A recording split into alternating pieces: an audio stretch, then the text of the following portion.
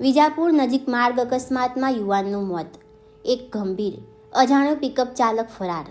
વિજાપુર તાલુકાના Sardarpur petrol pump સામે highway ઉપર 9 નવેમ્બરના સવારે એક દુર્ઘટનામાં 2 યુવાનોમાંથી એકનું મોત નીપજ્યું. બીજાને ગંભીર ઈજા પહોંચતા સિવિલ હોસ્પિટલ ખસેડવામાં આવ્યો છે.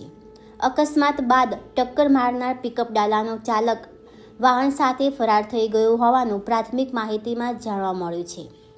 માહિતી અનુસાર ધોળકા તાલુકાના રહેવાસી પાનારા આદિલ મકસૂદભાઈ, ઉંમર વર્ષ 25 રહે ધોળકા દીવાની કોટ, તથા ફકીર અફસરશા મજનુશા, ઉંમર વર્ષ 24 રહે ઘનીપુર ધોળકા, મોસાના પિકઅપ ડાલા નંબર GJ27CB 1515માં વિજાપુર તરફ જઈ રહ્યા હતા.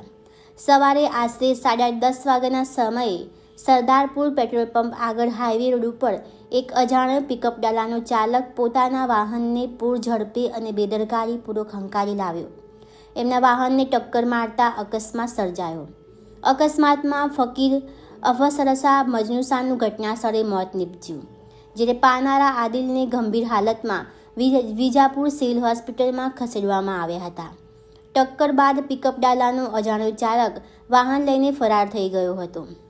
વિજાપુર પોલીસે ઘટનાસ્થળે પહોંચીને જરૂરી કાર્યવાહી હાથ ધરી છે. અજાણ્યા ચાલકની શોધખોળ શરૂ કરી છે. પોલીસે ગુનો નોંધ્યો છે અને આગળની તપાસ ચાલી રહી છે.